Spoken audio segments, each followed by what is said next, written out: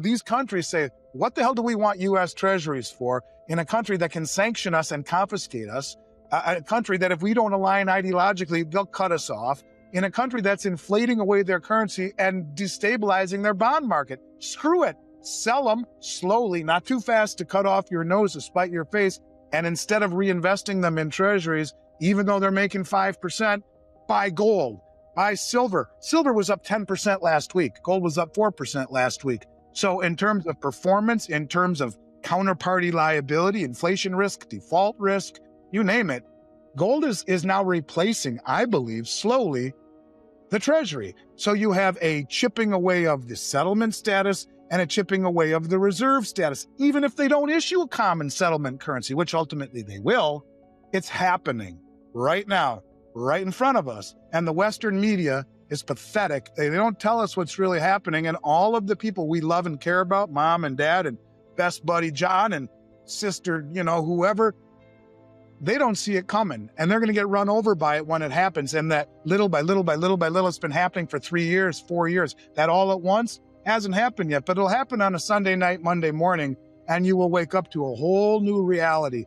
Just this morning in China, right? Silver opened up 7% and triggered limit stops. It opened today 7% higher in China, triggered limit stops, gold up 3%. And silver is priced right now $3 an ounce higher in Shanghai. They are doing all they can to accumulate everything commodity-wise that's not nailed down. Not many people know that China bought the LME, the London Metals Exchange, a few years ago. That's different than the LBMA, which is primarily precious metals. The LME is base metals. So they're not just buying, and other commodities, they are not just buying gold and silver. They're buying all the copper, the zinc, the lead, the nickel, the soybeans, the wheat, the corn. They're buying everything they can. They are now buying from Brazil, who is the second largest exporter of corn in the world. They're buying soybeans and corn from them, paying for it in yuan, which is immediately convertible on the Shanghai Gold Exchange and deliverable into gold kilo bars immediately. So these countries like Iran is sidestepping sanctions by selling their oil to China for yuan and converting it into gold like that. And this transition is not being noticed or talked about. Instead, everyone in this country is fixated on things like NVIDIA and the rise of Bitcoin. And I'm not a Bitcoin basher. I think they don't have to be mutually exclusive of one another at all. But what I am saying is that all of that attention into the parabolic rise and of profit, greed, is ignoring the slow and steady and methodical rise of gold and silver. And people are missing this because the biggest money in the world, the central banks, what do they all own? It's not Bitcoin, it's gold and it's silver. And in the end, the commodities matter. And I think that's what people, I hope, will take away from this interview. Platinum has a very interesting argument that could be made for it. Platinum is shorted very heavily in the futures market and has created a distortion. Platinum is, 30, 40, 50 times more rare than gold. But I do believe, I don't think it's probably even mentioned once in the Bible. And I'm not bringing religion into this, but simply saying that for 5,000 years, the world has looked at gold and silver as wealth. Platinum and palladium are indeed precious metals and are indeed an investment and indeed, I was just in Amsterdam and got a tattoo. So they're not forgotten. There's palladium and there's platinum right there. I've never had a tattoo before. I partied a little too hard in Amsterdam and that was the result of it, but I digress. Awesome. Anyways, enough to where I believe in them to put a tattoo on my arm. But I will tell you this, that I've been accumulating every 2 weeks for 34 years. And I probably, of my assets, I have 1 ounce of palladium. I know that. And I have maybe 3-4% of all of my holdings in platinum. If that tells you anything, to me, they are not wealth, they're investments. And where the world is going, I think it's more about return of your money rather than return on your money.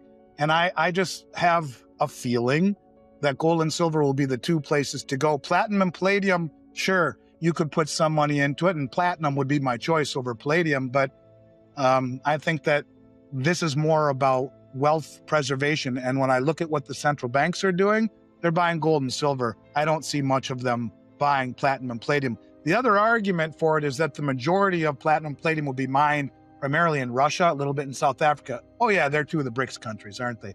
All the rare earth metals, where are they mined? Oh yeah, that's the Eurasian continent. And we talk about how we are going to be reliant on all of the BRICS nations and these countries for the things that we need to run the system.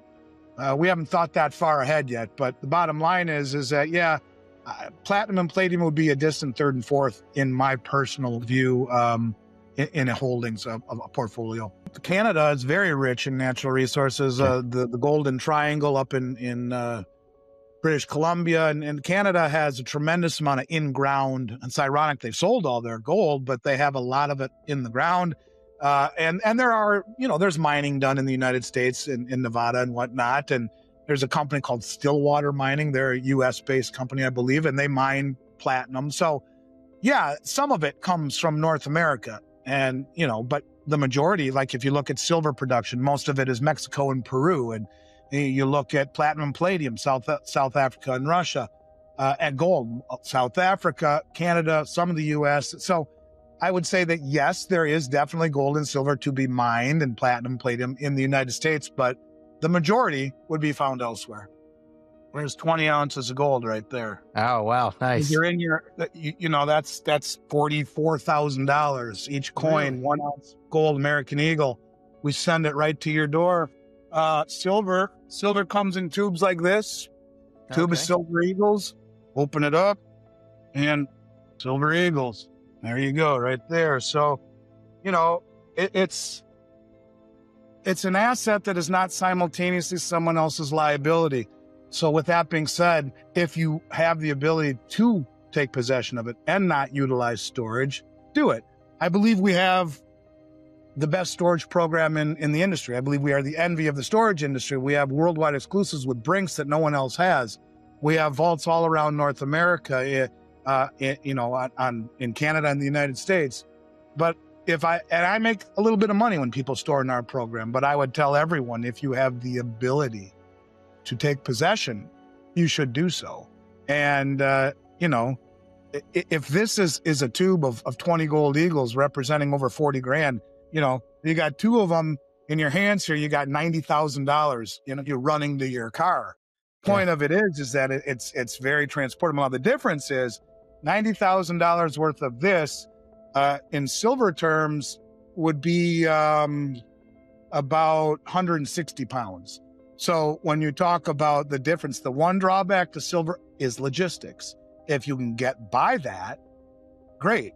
So, like the silver, this is a box of Silver Eagles. I took one of the tubes out. See that? Yeah. This is 42 pounds. That's minus the tube I just took out. That's 500 ounces. So 500 ounces is about $15,000 or this in gold. So the logistics, now the potential is better than anything, but the logistics make it tough. So you throw the logistics out of the equation, silver is the investment of a generation. But in the end, when the music stops, you probably want to be in gold. Why? Because it's the only other tier 1 reserve asset in the world, according to the Bank of International Settlements, and the central banks are proving that to be true. So yes, if you have the ability to take possession, do it. Just keep your mouth shut. Don't tell anyone about it. And, great. There you go. I think that's the way to do it. You have to understand that in a world where information disseminates as rapidly as it does, the powers that be misdirect through rhetoric, through price. Price is probably the greatest tool of misdirection, in my opinion, because people don't look under the hood. And this is exactly why, as the Western paper price has not reflected the demand in central bank acquisition, and they've been draining the exchanges dry, why they're now turning up the heat in China and raising the price by 10% over the Western price in silver and a little less than gold to misdirect once again. They want to very quietly accumulate without causing too much attention. And I think it's a very valuable lesson to understand that misdirection is all around us. And it's kind of the old theme of trust your gut. Don't go through life saying, damn it, I knew I should have done that. I didn't listen. I knew it. Your first reaction is typically the right one. And yet we don't listen to our inner voice, and we're all blessed with good intuition. But in a world as crazy as it is, and we're all so busy and trying to make ends meet and whatnot, we don't listen to ourselves enough. And so to me, your gut is your best financial advisor. And even when you're feeling misdirected, and many of the things that I've done in my life, including the last 4 years worth of podcasts, when I was out there screaming this stuff and everyone thought I was crazy, I trusted my gut and I went out on a limb and said, no, this is what's happening. And I was proven right. And you know what? It's a lot sweeter when that happens. And if I was wrong, then I was wrong. And I don't have anyone to blame but myself. And I would say use that in terms of your finances. You know, we're all accountable for our decisions from the time we're little kids. You pull your sister's hair, you get in big trouble. You know, you cheat on your girlfriend, she breaks up with you. You drive drunk. Hopefully the worst thing that happens, you make it home safe and get in trouble by your parents or your wife or whatever, but not kill someone or end up in jail. Everything we do, we're accountable for. You cheat on your taxes, you're going away. You name it, right?